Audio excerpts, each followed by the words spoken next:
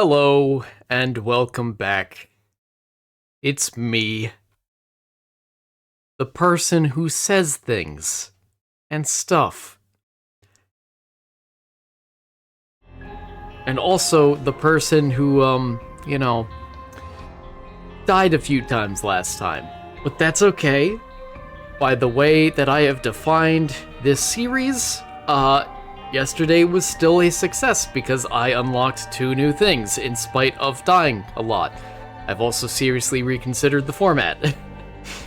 Because the more I have to refer to notes, the worse the gameplay will be, and that can only go on for so long before runs become too difficult. Anyway, no worries. I'm still reconsidering how best to broach topics that would require a lot more direct quotations, such as from the Bible. But today, we're talking about something more scientific again. We will be discussing the ozone. And by the ozone, I mean the ozone layer in the atmosphere. Well, I'm sure this will go well. Alright, that is not good. I hate that item. And I'm gonna take it anyway, because I don't have... Anyway, why the ozone? What's up with the ozone? Well, nothing new is really up with the ozone. I just wanted to talk about it. Kind of like how I choose most of my topics. It's just something that was on my mind. It's been a while since I've heard anything about the ozone layer, and I can't say that I ever knew that much about it in the first place. So I looked it up, and now I'm going to share with you all. So what is ozone itself? Ozone is a molecule made of 3 separate oxygen atoms. Now, oxygen itself is, of course, the gas that we breathe and need to breathe. Kind of how mitochondria typically function is through oxygen, right?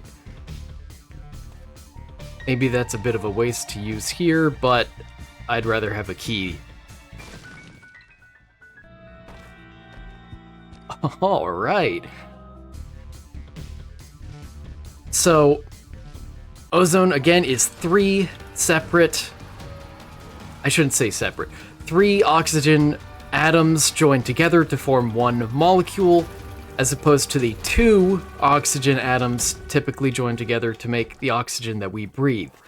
And finally, I get a damage up, and it's a run with a character that has a lot of base damage. Great. Ozone itself is actually an unstable molecule with a half-life that, around more normal temperatures and pressures to us, ozone's half-life is somewhere in the dozens of minutes, although this can change a lot in regards to, again, temperature and pressure mainly.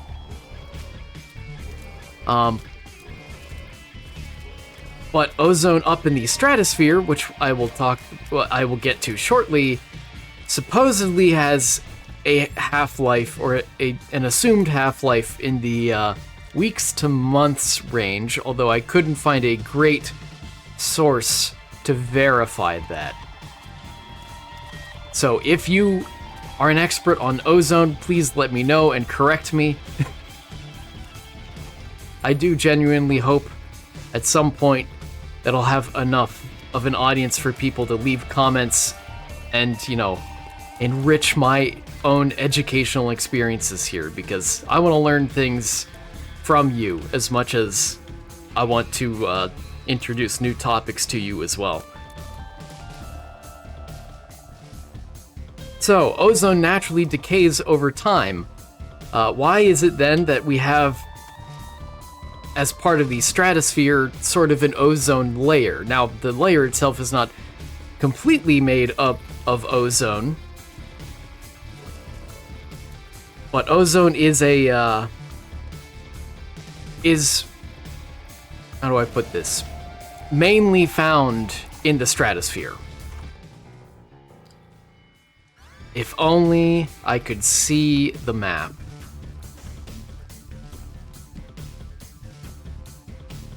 And with this, I guess I'll just get out of here. Although...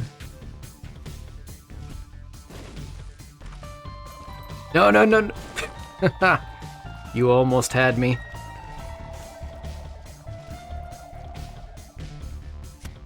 So, basic, how do I put this? The atmosphere itself, you might expect molecules of different densities to separate into different parts of the atmosphere, which would be true if our atmosphere was a liquid. But gases, separating into layers by molecular weight is more of a suggestion than a rule. Of course, our atmosphere has lots of... Our atmosphere has lots of convection in it, lots of currents. There's a lot of mixing of gases. And so there are really only two main layers of our atmosphere. That is the troposphere, down here where we live, and the stratosphere, which is up there, which is where planes typically fly. In the lower part of the stratosphere, that is. And the stratosphere is where we find a very high concentration of ozone. Now, because ozone has a half-life, this means that ozone won't naturally appear just anywhere. It only really appears in locations where it's being produced. So, what about the atmosphere produces ozone? It's the ultraviolet rays from the sun that produce ozone. Oh.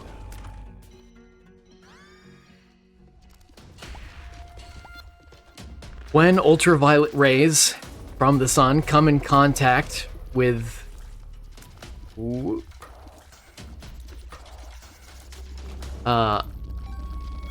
come in contact with oxygen molecules, they can at times separate.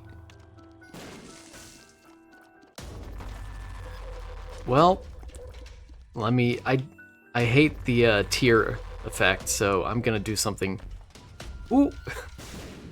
Wow, that worked out well. Anyway, ultraviolet rays can hit oxygen molecules. Again, that's two oxygen atoms sort of paired together. And the high energy of the ultraviolet rays will cause them to split into two individual oxygen atoms. It will decouple them effectively, and then that can sometimes recombine with other oxygen molecules or oxygen atoms to make ozone, which again is just three oxygen atoms together. Not only that, but ozone can also regenerate in the upper atmosphere, and the way that works is something like this. High energy... Oh, I can unlock the red candle. Works something like this. High energy photons strike ozone molecules, cause them to split into an oxygen atom and an oxygen molecule, and then that recombines as well. So really, when ozone absorbs ultraviolet radiation, it tends to regenerate itself, which is very good because it means it absorbs a lot of ultraviolet radiation. This is a terrible boss, and I don't have a bomb, I've just realized.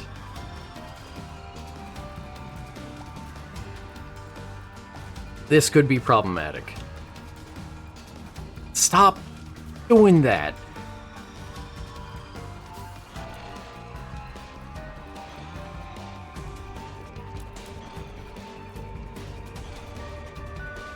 So if ozone regenerates so much and has this layer of the atmosphere dedicated to it, then, you know, what's the problem? Why is there an ozone hole? For that, we have to go back in time a little bit to a chemist, an engineer named Thomas Midgley Jr. He is sometimes referred to as the most dangerous inventor of all time, which is kind of an extreme and hurtful title, although looking into him myself, he wasn't that great of a guy, so maybe it really is somewhat deserved. It's still kind of extreme.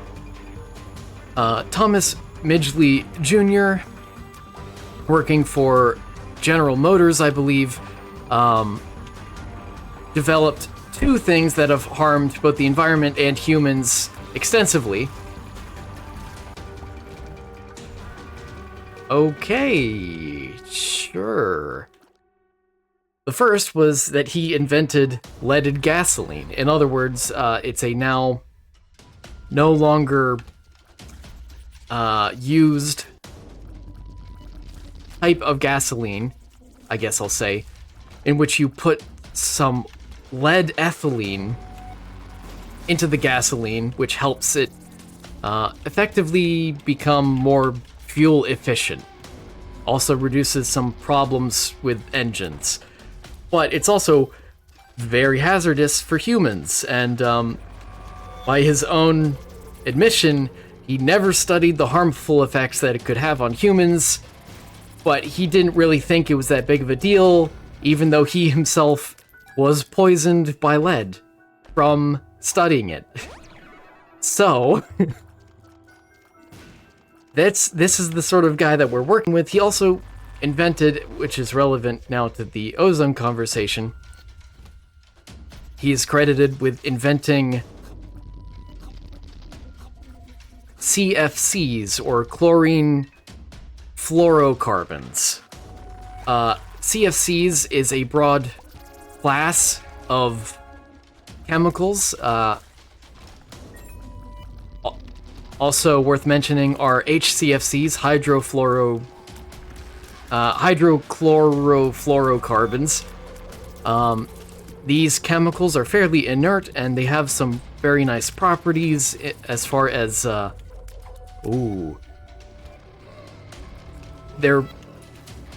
they make pretty good refrigerants and aerosol propellants and foams and insulations and solvents. However, there's one big problem with them.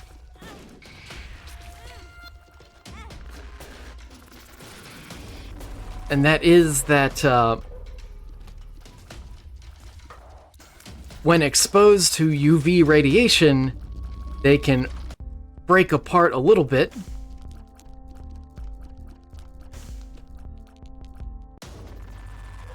And release... Oh, well, I didn't need to buy bombs after all. They can release chlorine atoms into the atmosphere. Now, most forms of chlorine that you've interacted with, particularly chlorine that deals with, like, you know, like pools or cleaning water and stuff, doesn't really get into the atmosphere. That's not the concern here. The concern is chlorine atoms that... Oh, that is not worth it. That is so disappointing. The concern is that these gases, these CFCs and HCFCs and other similar gases, can work their way high up into the atmosphere, be struck by UV rays, and then amongst all of the ozone in the ozone layer... Come on.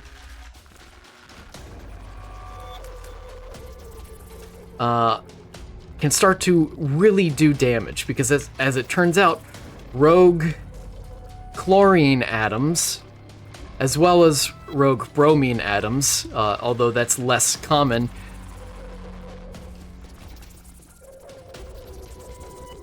are able to catalyze the breakdown of ozone. And if it's been a while since you've been in chemistry, basically what I mean by that is that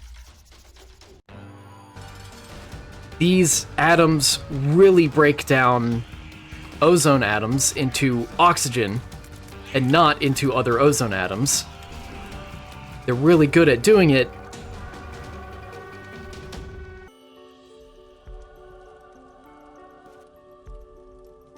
And it's okay, I had a feeling one of the rogue ones would strike him, which is perfectly fine by me.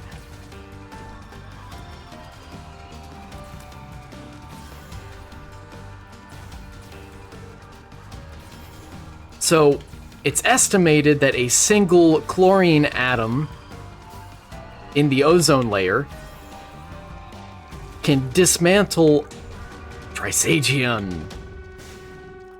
Can dismantle up to 100,000 molecules of ozone before it's removed from the atmosphere. Now, I don't understand how or why these particles are eventually removed from the atmosphere. I struggled to look that up. I couldn't really find any great sources on it.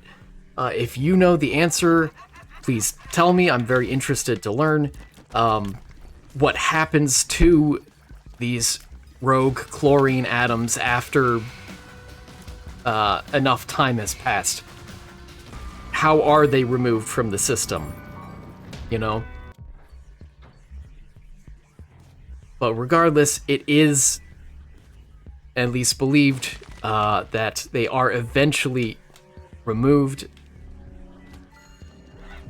So their effects are not permanent on ozone. But really, what this means is that when there's a lot of CFCs, actually not even a lot, again, because it's a 1 to 100,000 ratio here, if you even have just a few CFCs around.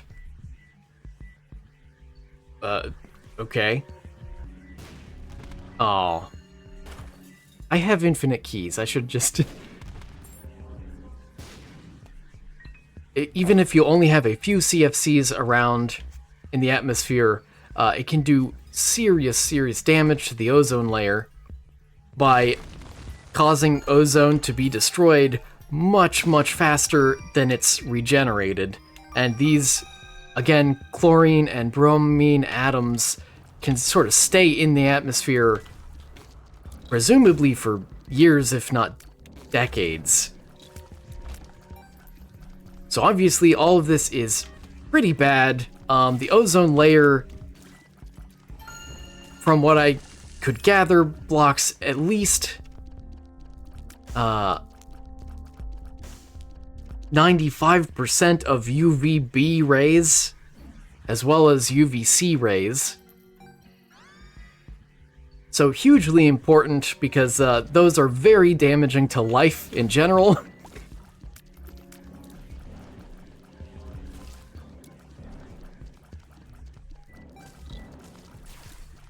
Let's see. They also block some UVA radiation as well.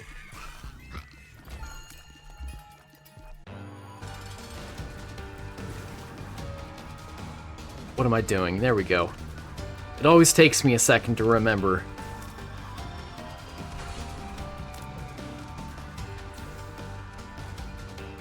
So anyway, this is what ozone is, and why it's important. But what is the hole in the ozone layer? Ow.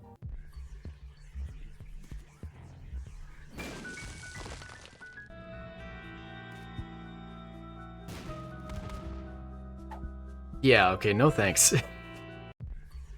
Although, did I destroy the shop restock machine? I don't think I did, right? No, I didn't. Let's see if I can't get... Well, no thanks. That's exactly what I was hoping for. Experimental pill. even though it means I have less to donate next floor. But there's only a chance of the shop next floor having a donation machine at all, you know? Unfortunately. But I really wanted that positive luck, considering my, my items.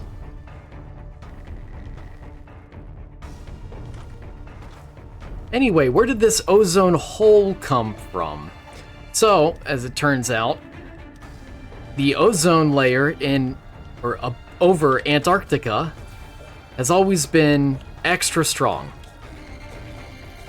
And the reasons for this effectively relate to atmospheric conditions, as I understand it. Yeah, sure, I'll donate.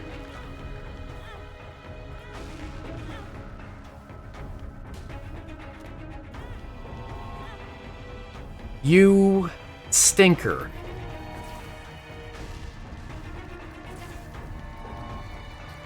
Now, even though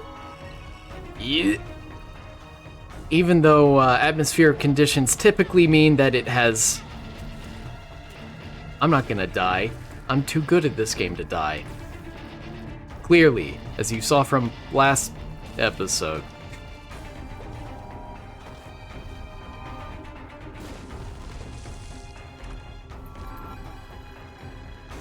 I guess I'll stop donating until I have excess health.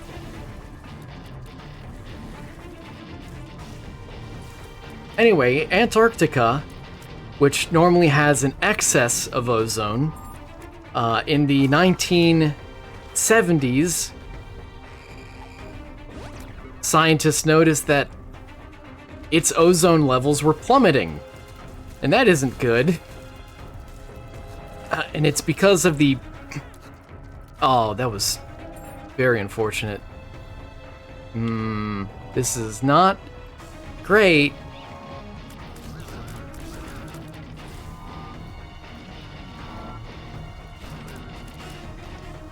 That's a little better, I guess. I can always use strength if I need to. So, ozone levels were plummeting in the 70s.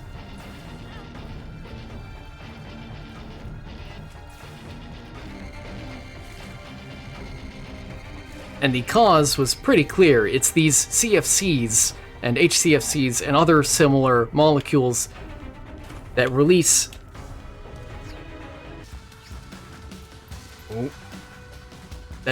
these atoms that catalyze the breakdown of ozone into the atmosphere.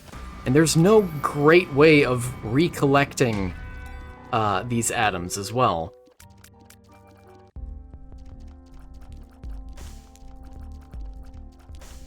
Huh.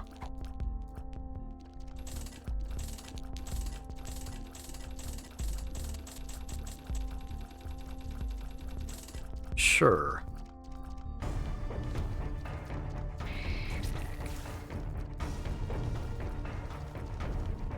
In other words, the best solution to get rid of these CFCs from the atmosphere is to stop producing and using them. There isn't much we can do about CFCs that are already present in the atmosphere, although there certainly have been some suggestions.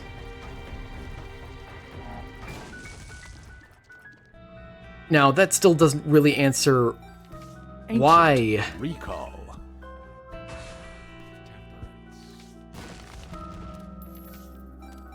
Oh boy. This still doesn't really answer why there is a hole over Antarctica. The short of that answer is it's because of similar atmospheric conditions as to what created the... That's not the one I want. It's sort of because of what created the high concentration of ozone up there in the first place. That is, Antarctica typically has, you know, year-round storms. And the chemistry of this is a little beyond me, but effectively, the storm clouds themselves help further catalyze the reaction, the breakdown of ozone.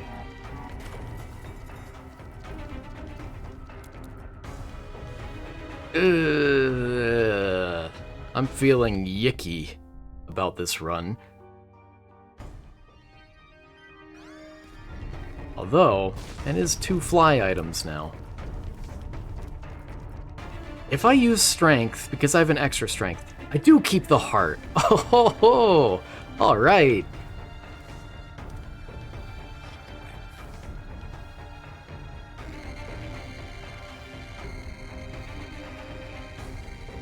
One last thing, I guess I'll blow up that bum. Little after 20.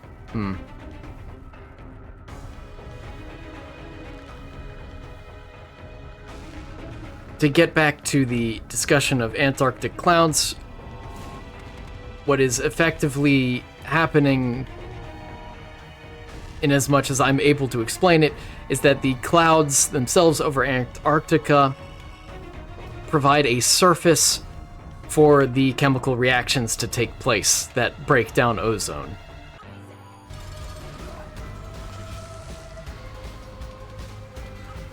Again, further catalyzing an already catalyzed reaction, and the result is pretty astounding. So, atmospheric ozone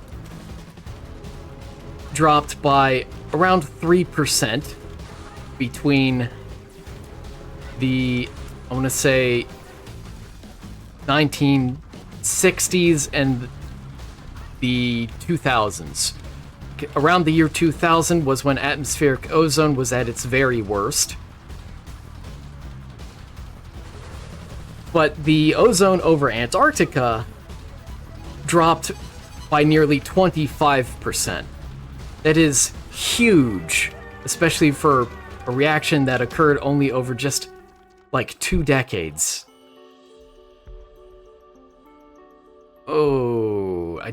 That would be awkward. I think I'll have to go with Jesus Juice, even though I don't want to. It's not a great item.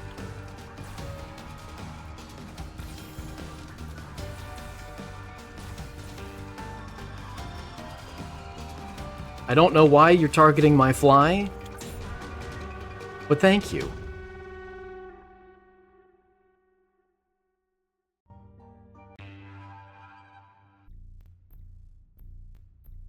Let's see.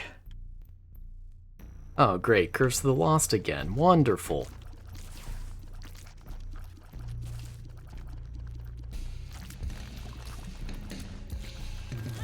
Fighting these guys is the worst with this target reticle.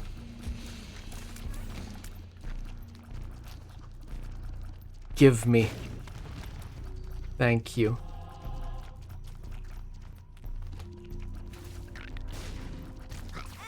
I don't know why I thought that would avoid it.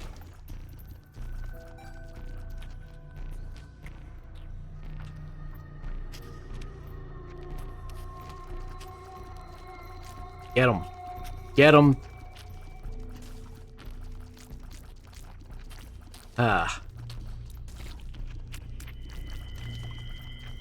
Not me furiously checking my notes still. I'm trying to prioritize gameplay more today, though. As I hope you can tell.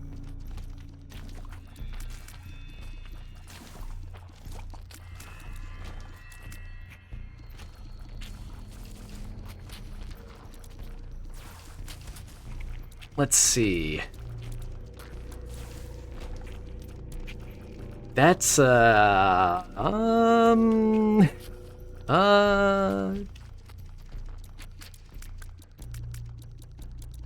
don't think this is an interaction I've ever seen before. That's kind of cool. But I think it makes this item even worse. As nice as the stats are, that would be pretty unbearable.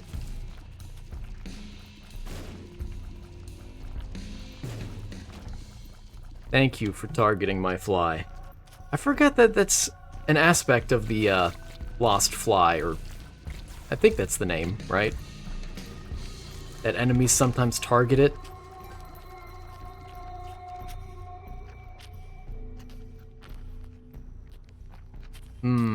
I wonder if this is the secret room.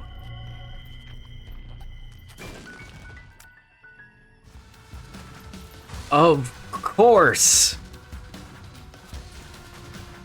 Why shouldn't it be Ultra Greed? Oh, but thank you. I do appreciate that.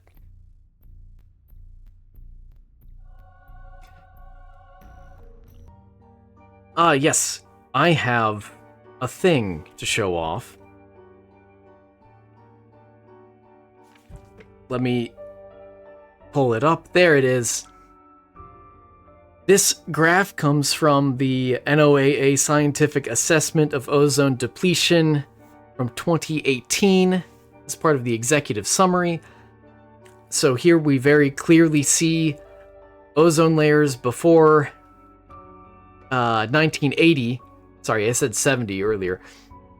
And how they dipped down to 2000, and we are currently in 2025, which is roughly here. There are a few arrows here to show when levels are predicted to reach what they were in 1980, but you can see the ozone over Antarctica drastically dropped. Either of those words, why did my brain try to combine them? I don't know. Anyway, this is a 25% decrease overall, which is alarming. Again, for a process that happened only over like 2 decades. Now, because of this... there we go. Because of this very alarming reduction in ozone, the scientific community, by and large, leapt into action, and within just a few short years, there were a number of international treaties, particularly the Vienna Convention in 1985, and the Montreal Protocol in 1987, that had the explicit goals of trying to reduce CFC production and consumption as much as possible for every nation around the world.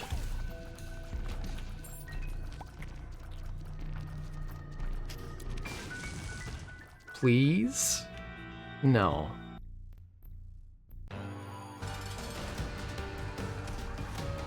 By the way, the hole in the ozone layer over Antarctica was only discovered in 1985 by British Antarctic Survey team members, and their findings were published in the journal Nature.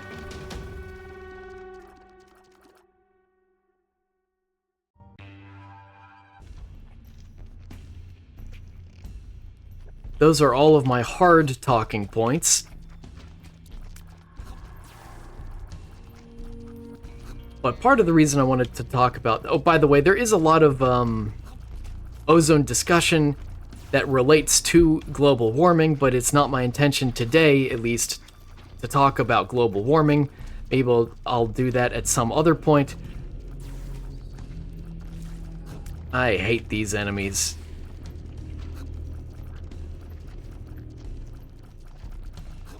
But it relates to global warming not just because, you know, it's another atmospheric crisis or whatever, but I should really just bomb my way out of here at this rate. Thank you. Thank you.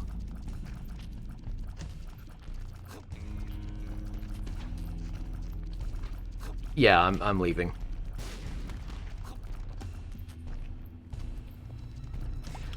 But because I believe the CFCs are typically greenhouse gases as well.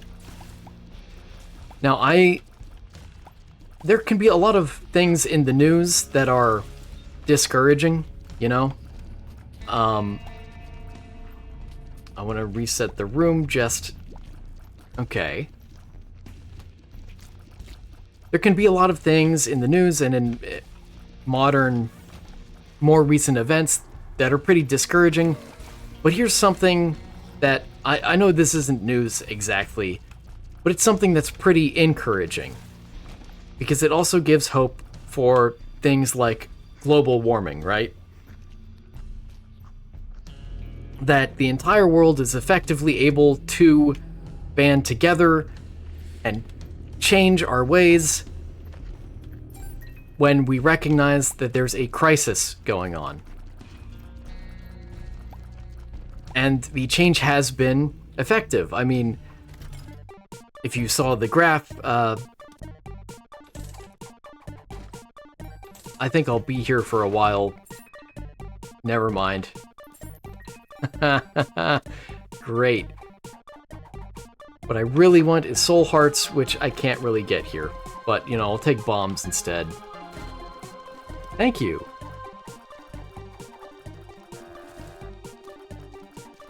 I almost ran into that on accident.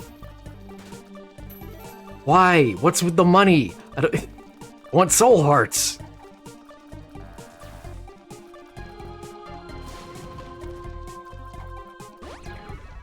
Sure.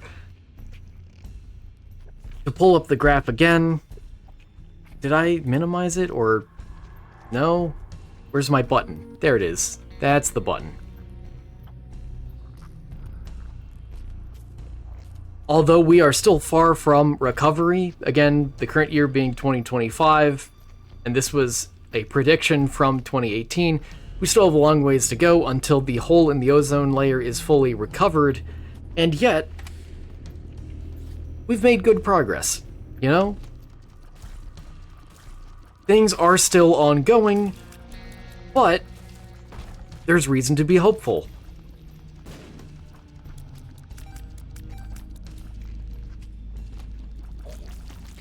I'm gonna get hurt in this room. I am going to,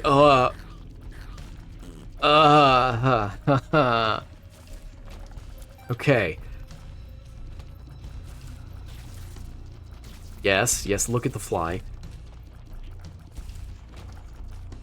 And I just think it's pretty neat that, you know, we were able to accomplish this. Of course, I say we, meaning more like humanity as a whole. That is not meant to undermine the efforts of many people that made this possible. But I don't think humanity is as destined for destruction as sometimes it feels we are.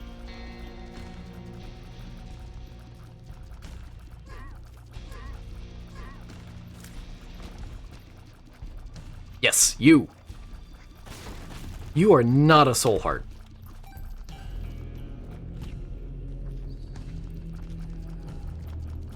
Yeah. Oh, I can angle, and he can't.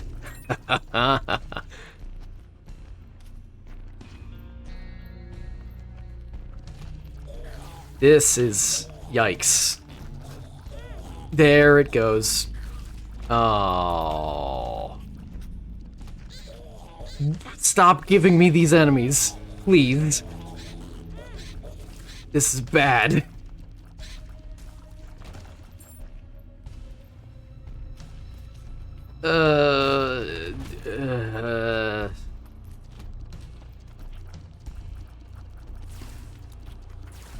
Anyway, that's all of my notes today. For once, I've actually gotten through them all.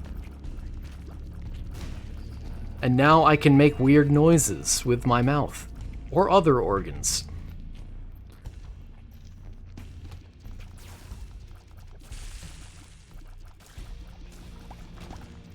Yes! And again, this is just one of many topics that I just sort of think of randomly, and then it's like, I want to research that, I want to look this up.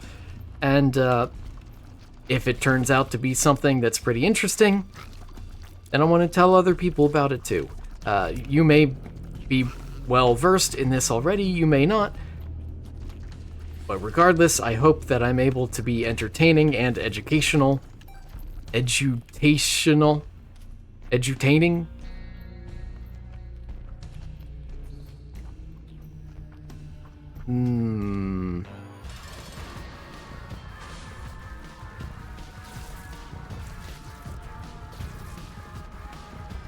Not me. Not me. Good.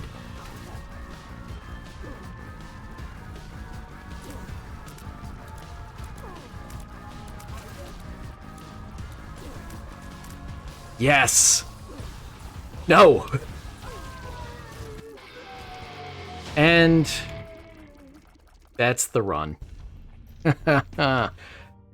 I'm not even gonna look for a sacrifice room. I'm just gonna end it here. Finally, beat Mom's heart the 7th time.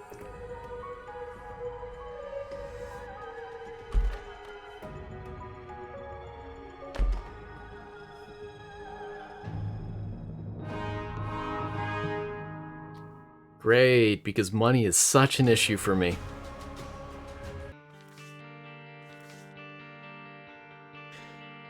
And that will do it for today.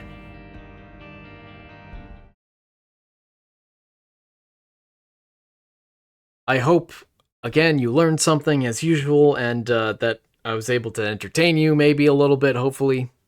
Just a wee bit. And yeah, have a little more hope for humanity overall. Even though sometimes things can be depressing, there are good people out there who do good work, and all in all, as a species, we are able to make changes for the better. Take care, everyone, and I'll see you tomorrow.